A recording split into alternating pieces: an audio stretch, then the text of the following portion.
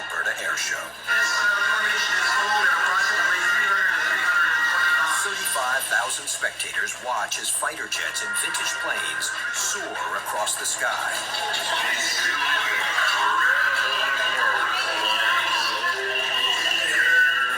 Performing jaw-dropping stunts and death-defying high-speed passes.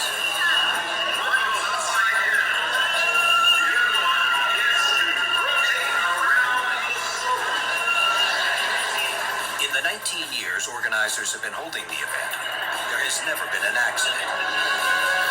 But all that is about to change.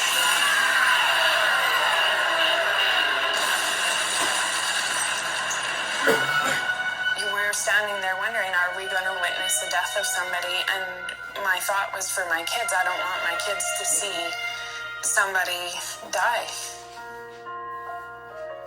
Ladies and gentlemen, something is happening on our field. Air shows have always been a family affair for the Roys. Every year, Kurt, his wife Pam, and their sons Daniel, 12, and Michael, 9, pack up their minivan and head to Lethbridge Airport to see the spectacular sky-high event. Our kids think the jets are cool, so we wanted to go see what we can see. We always know there's going to be planes in the air, and we love to photograph them, love to see them fly. Kurt, a professional photographer, normally shoots pictures of his family enjoying the planes. But this year, the Roys go the day before the official opening to watch the training runs. I was hoping to see the CF-18 and other planes just fly around. It doesn't take long for the boys to get their wish. They immediately spot a CF-18 fighter jet. We watched it go all the way down the runway and just go whack. It flew over us a whole bunch of times. It was going incredibly fast. At the controls of the CF-18 Hornet is Captain Brian Bews.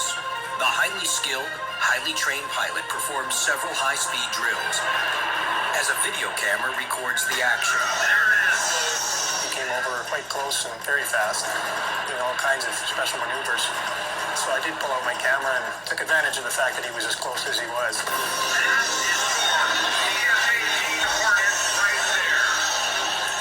Captain Bews throttles back to perform a maneuver called a high alpha pass.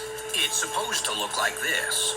The pilot slows the jet from a speed of nearly Mach 1 to just below 200 miles an hour. He then descends to 200 feet above the ground and points the nose up at a 60-degree angle. He flew over quite slowly, which really surprised me because it was odd to see a plane that you knew could go so fast going so slowly. It's the slowest and most dangerous maneuver the CF-18 performs. It was a very scary thing to watch. And I remember thinking that we were standing in a really bad place if anything ever went wrong with that plane. It looks like a perfectly executed alpha pass. But suddenly, the jet comes to a crawl. I was thinking, now something's not right. Is he going to take off and go up, or what's he going to do? Captain Bews is in trouble. Big trouble. The jet loses power and nosedives.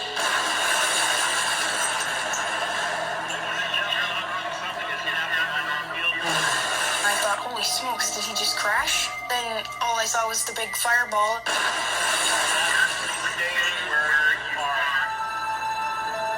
It appears Captain Bews has perished in the crash.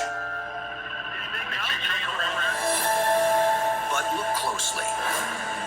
That's Captain Bews ejecting from the cockpit, just 90 feet above ground. From that point on, I just kept photographing as he floated to the ground in front of this gigantic fireball. But relief quickly turns to disbelief, and then horror. And my first thought was, he's gonna land right where his plane is, right in all that fire. I was worried that he would go into the fire. As Pam and the kids' hearts drop, Kurt captures what he fears may be the last images of Captain Bews' life. It occurred to me while I was photographing that he may come down in this fireball, and I'm thinking to my children, I don't want them to see that. I don't want to see that.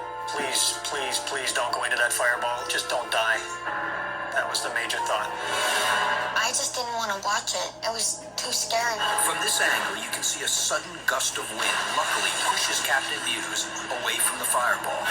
But his chute is only partially deployed, and he slams into the ground. I was worried about the pilot because it really did look like he hit the ground pretty hard because he wasn't that high off the ground.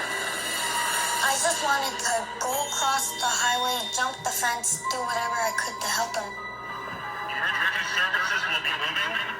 Within minutes, emergency crews are on the scene. Captain Bews is rushed to the hospital.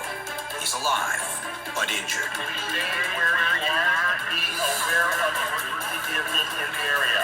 It was stressful as a mom to watch. Didn't want my kids to see that. It's like a bad dream, I think. That's the only way I can describe it. I remember going home asking myself, did I actually witness this plane crash?